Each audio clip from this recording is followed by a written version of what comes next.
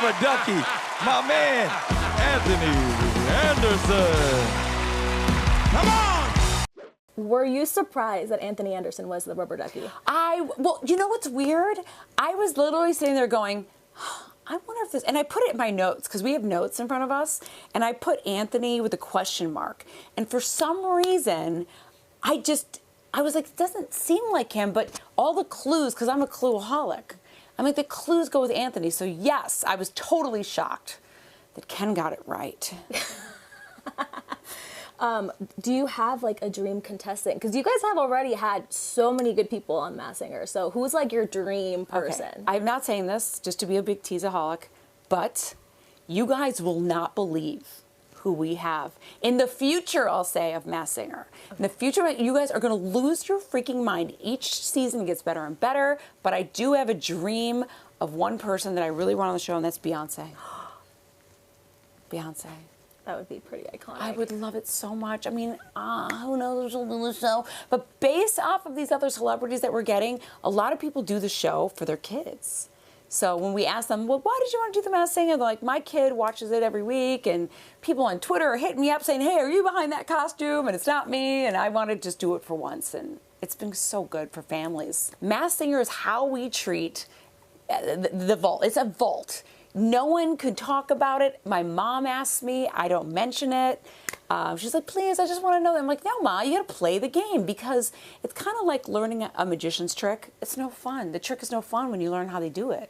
So you just got to stay tuned and keep guessing. And your son is now working on the show. So how is it working with him? Has it made it more fun and enjoyable to come to work? I'm sure it was enjoyable before, but now you get to be with him. So. I can't even tell you the feeling I have in my heart of going like, oh my God. I used to, as a working mom, I couldn't wait to get home and be with, I was like, I need to be a mom. I need to get home and be with my baby, my boy, now my young man. But now to have them both integrated, I'm like, oh my God, I'm just missing my husband. That's all. Us three together on a set. That would be a dream come true. But having Evan has been a game changer for him, and now for me, because I get to see him be so proud and what it looks like to exude that confidence from doing a good job. Yeah, and he released music earlier this year. Yeah. Has he always wanted to be in the showbiz? Were you always supportive of him? Were you hesitant for him to be involved in this? You know, Evan released a song early in this year, and it's not to become a singer. He had his heart broken, and he literally spent, hours, days, months crying and said, I'm gonna put all my emotions into a song. I'm gonna write a love song for when I was a teenager and I had a crush on Selena Gomez, and I love the work that she does, and I'm just gonna write a song. And he wrote this beautiful song that Donnie helped with the melody. His dad helped direct and put it out there, and we're still waiting for Selena to say hello. Selena, if you hear this. He looks every morning at his DMs. He's like, she didn't DM me yet. I'm like, someday. Patience. Someday. Patience is That's coming. what I'm teaching him. I'm like, and sometimes it might not ever happen at all, but at least he tried. Yeah, and at least he processed a hard breakup, I think, in a very, very healthy way, instead of, going to the bar like Mom did. You mentioned Donnie. Fans love you guys together, and I read that he fainted when he saw one of your recent campaigns. Is that true? How did that? Please tell me more. I mean, I wouldn't go so far as to say he totally fainted, but he did. He literally fell off his chair. He fell off a treadmill. He couldn't believe it. He was like, he's like, he's like, of course I knew that you had the potential to do a shoot like this with Skims and Carmen Electra, but I haven't done those kind of Maxim magazine, FHM. You probably have no idea what I'm talking about, but it's okay. I don't know what FHM is. They were these cool like magazines where they would just have the girls in the business like either riding a hot car or hosing down a Ferrari. But we did an homage to that, and it was fun to be able to still do it at 50. That whole campaign was iconic. You looked incredible. Thank you. Okay, so you guys have been together for so many years. When did you know he was the one? I knew during the taping of my VH1 show when I was interviewing him. I was talking to him and he was answering a question, and I remember just having a moment of like, He was articulate, he was funny, he listened, he engaged, he was good looking. And by the end of the interview, I gave him my phone number. And I've never given my phone number as the first person. I never approached anyone first in Hollywood ever. He was the first one. And at 40 years old, I was like, here's my digits. And then I just need him to catch up to where I was all in. Yeah. Oh, that's okay. And what makes him like the best husband? Like 1 or 2 qualities that you're just like, dang, I can't believe he's mine. Oh my God. Well, how can I not put loyalty and romantic? He's so romantic. He sends me flowers every Monday that say "just 'cause" since we've been together. That is Since we've been together. Every in the hotel room I'm staying, I've been here for a month.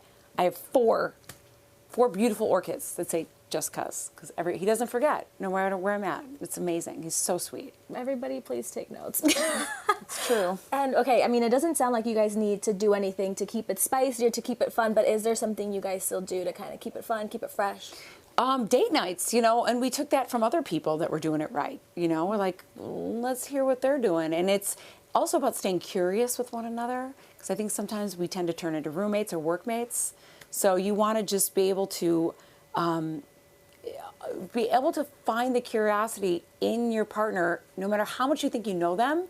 There's true events, real events going on. How do you feel? You ask the question, how do you feel about that? And I think that takes your relationship to the next level. So when did you realize that you wanted to get into beauty and makeup? When I started to care about ingredients, especially as you get older, you want to live as long as you can for your kids. So I started being more cautious in the food area, and then I went into beauty care, and I looked into certain brands to see if they had clean ingredients or this.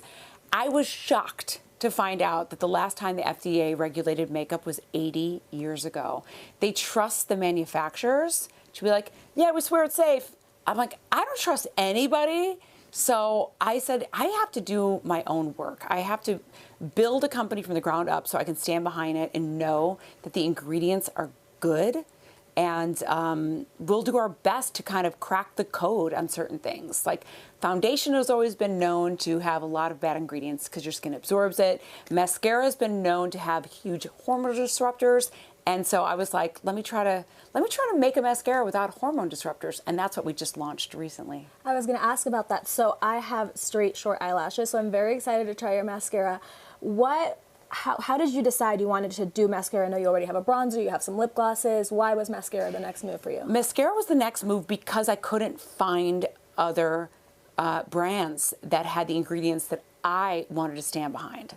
And because they're so close to your eyes and we absorb all the ingredients. But mascara is really known. Like a lot of them have aluminum in it. There's some metals in it. And the hormone disruptors, I'm already messed up. I don't need more hormone disruptors, So I wanted to do something that has those good ingredients, but also actually works.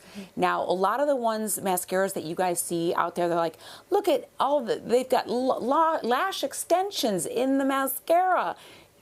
They might go up to here, but there is plastic. You're putting like microplastic on your eyes and into your systems. So we build an amazing mascara that builds naturally. So you can put on a layer and then come back later on to go out that night and put on more and more and more. And you won't have those weird spider looking eyes. You'll just have clean, beautiful lashes. I love it. Love to hear that. And I know your makeup is cruelty-free, vegan. What was the hardest thing for you that maybe was unexpected when you were launching your brand? Just how hard it is to launch a brand. And especially in the beauty industry, when you have to go up against the giants.